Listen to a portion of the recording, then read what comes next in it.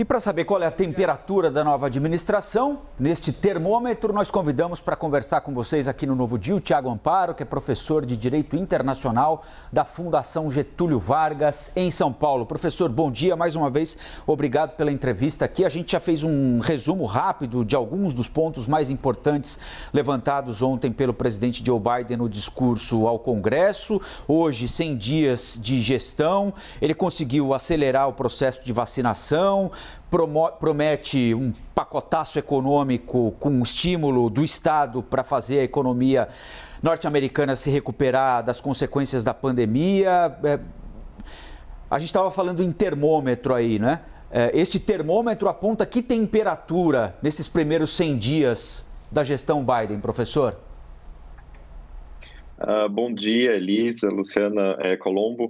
De fato, o que a gente percebe não sei necessariamente se a melhor metáfora seria a temperatura, mas talvez de aceleração, ou seja, o presidente Biden mostrou desde o primeiro dia que assumiu o governo, há 100 dias, que efetivamente não iria perder tempo em promover mudanças estruturais nos Estados Unidos.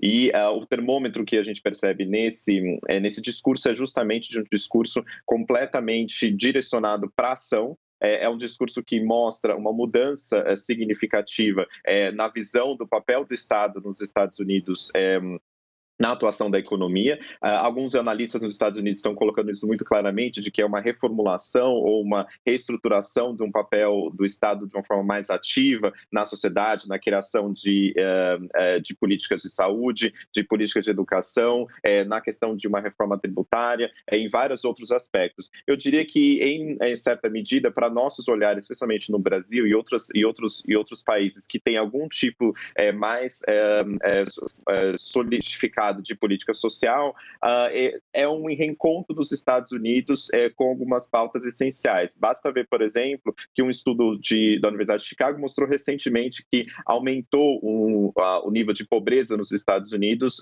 o nível maior em 50 anos. A previsão do nível de pobreza, do aumento do nível de pobreza de 2,4%, sendo que entre negros americanos é em torno de 5,4%. Ou seja, muitos nos Estados Unidos vivem sem condições efetivas de cuidar de sua família em termos de segurança no trabalho, em termos de segurança alimentar, em termos de ter o acesso à educação e saúde adequadas. Então, o discurso do Biden foi muito voltado para esse público. Ele quase não utilizou o termo desigualdade como um termo abstrato, mas ele, na verdade, direcionou o seu discurso de fato para as famílias, especialmente famílias de classe média, famílias mais pobres, dizendo que elas não seriam impactadas por um aumento de imposto, mas, na verdade, seria uma repactuação do próprio pacto social nos Estados Unidos, onde o 1% mais rico deveria pagar mais e que os que mais lutam, né, nos Estados Unidos para manter a economia funcionando, especialmente a classe média e a classe mais pobre, seria beneficiada por esses estímulos que o Biden traz. Então, o discurso, ele efetivamente mostrou um presidente mostrando que já fez muito nos primeiros 100 dias e que, de fato, quer se colocar como um presidente transformador no sentido como Roosevelt e poucos outros presidentes dos Estados Unidos fizeram antes dele. Sobre maior taxação para os mais ricos, ele tremeu a base de muita gente, né, professor, com esse tipo de discurso e sendo exatamente o oposto do antigo presidente Donald Trump. Mas, professor, eu quero lhe perguntar sobre vacinação, até porque é um assunto que tem movimentado as nossas vidas ultimamente. O Biden, assim que assumiu, ele fez uma promessa de 100 milhões de norte-americanos vacinados em 100 dias. E ele simplesmente conseguiu o dobro desse número, né? Quase 200 milhões de norte-americanos recebendo a primeira dose da vacina. O que exatamente ele conseguiu fazer para alcançar esse feito? Quais foram os passos aí no meio desse caminho, inclusive, para servir de exemplo para a gente aqui no Brasil? Com certeza, Luciana. Um dos principais ganhos que o Biden tinha para mostrar efetivamente o plano de vacinação. Ele colocou o plano de vacinação desde o primeiro dia como um desafio logístico, mais do que um desafio efetivo de vontade política. Ele se mostrou desde o primeiro dia colocando a vacina como prioridade absoluta na política dos Estados Unidos. A gente percebe que um dos desafios do Biden é tanto da distribuição da vacina em tempo rápido, quanto convencer uma parte da população, especialmente os eleitores do Trump, de se vacinarem. As pesquisas mostram que quando a gente vai olhar por distrito, a gente percebe que os distritos onde há menos vacinação é justamente os distritos onde o Trump ganhou nas eleições. E o que o Biden fez, ele colheu em certa medida os frutos que o Trump tinha feito no governo anterior. O Trump ele foi o negacionista da pandemia, especialmente no discurso, mas em termos de investimento ele investiu bastante na vacina, que é diferente do caso do Brasil.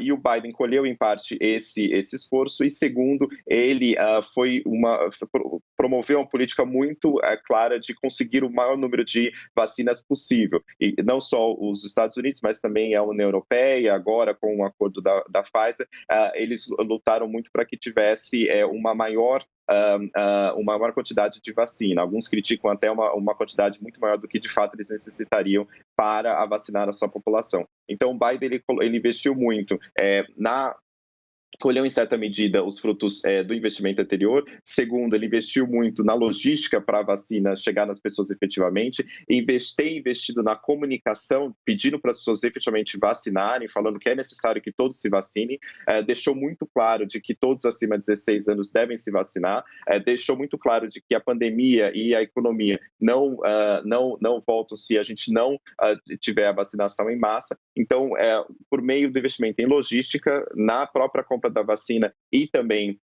na comunicação em massa para que as pessoas possam vacinar, os Estados Unidos aí está se mostrando um exemplo com relação à vacinação, pelo menos em termos de discurso e também, obviamente, do número de adultos que estão sendo vacinados. A gente percebe que eles já estão conversando sobre o verão americano, os turistas americanos poderão viajar. A gente percebe que as universidades também estão voltando agora no outono, em agosto e setembro nos Estados Unidos, ou seja, ele colocou muito claro de que a vacinação é uma parte essencial para que a economia e outros setores da sociedade americana voltem a funcionar normalmente.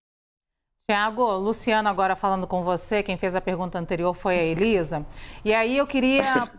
Sem problema, sem problema. A gente está acostumado aqui. A gente inclusive, se gosta demais. A gente não tem problema dessa troca de nomes. Verdade. Deixa eu te falar uma coisa. A gente ontem viu um simbolismo muito grande do início ao fim no discurso do presidente Joe Biden. Do início apontando duas mulheres ali ao lado dele, Kamala Harris e Nancy Pelosi, mas também pontuando muitas questões sociais, como você já disse aqui, desde se dizendo contra a violência policial, que está atento a isso contra afro-americanos, falou sobre o joelho que está no pescoço dos negros americanos, chegou a citar esse termo, anunciou medidas para o público LGBTQ, falou de mulheres, falou de empoderamento, mas eu queria fazer um paralelo aqui que eu acho pertinente, porque a gente está vivendo agora na sociedade americana, norte-americana, um aumento mesmo dos supremacistas brancos, de grupos supremacistas brancos. Esse paralelo é com armas que eu quero fazer. Toda vez que tem um anúncio, por exemplo, da gente retirar armas na sociedade americana, o americano se arma mais. Em relação a isso, esse discurso para esses grupos minoritários pode trazer também o acirramento das tensões sociais nos Estados Unidos? Agora, Luciana, muito obrigado pela pergunta. Eu acho que dá para a gente analisar o discurso do Biden em diferentes perspectivas. De um lado, ele sinalizou para alguns grupos, então tem um aspecto simbólico muito importante, como, por exemplo, ele mencionou expressamente pessoas trans no discurso dele, o que é algo muito importante para uma parte da população LGBT. Em segundo lugar, ele deixou muito claro o simbolismo do caso George Floyd e do julgamento recente do Derek Chauvin, do policial que matou o George Floyd, mas ele deixou muito claro também, Luciana, de que não se trata simplesmente de um simbolismo. Ele deixou evidente que é necessário que você tenha programas específicos e medidas legislativas específicas para mudar a situação. de um lado, no caso, por exemplo, das mulheres, ficou evidente que o Biden deixou claro a questão da igualdade de salário para as mulheres, da questão da ajuda do governo para assistência de crianças, do Affordable Care. Além disso, ele deixou muito evidente a necessidade de uma reforma policial, no caso George Floyd. Então, ele uniu o simbolismo também com medidas concretas, necessidade de passar medidas concretas nos Estados Unidos. Com relação ao controle de armas, eu olharia de duas perspectivas. De um lado, o Biden deixou muito evidente a necessidade de união com relação ao controle de armas.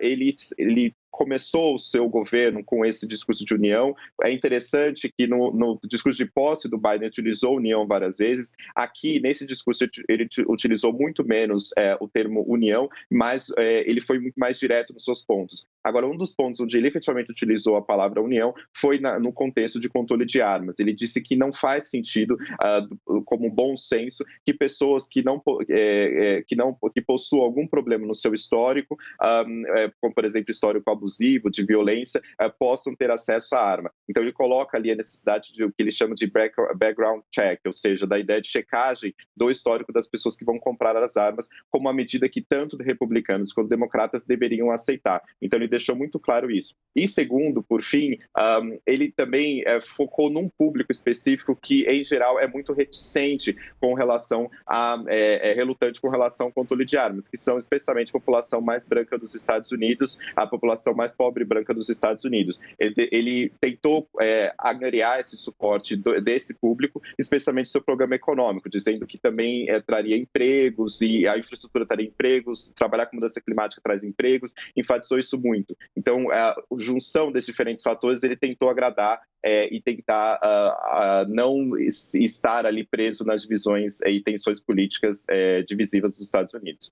Professor Tiago Amparo, que aula, hein? Professor de Direito Internacional na Fundação Getúlio Vargas, a FGV. Primeiro, obrigada pela aula e segundo, quero dizer que fiquei babando nessa prateleira, separada por cores, todos esses livros, professor.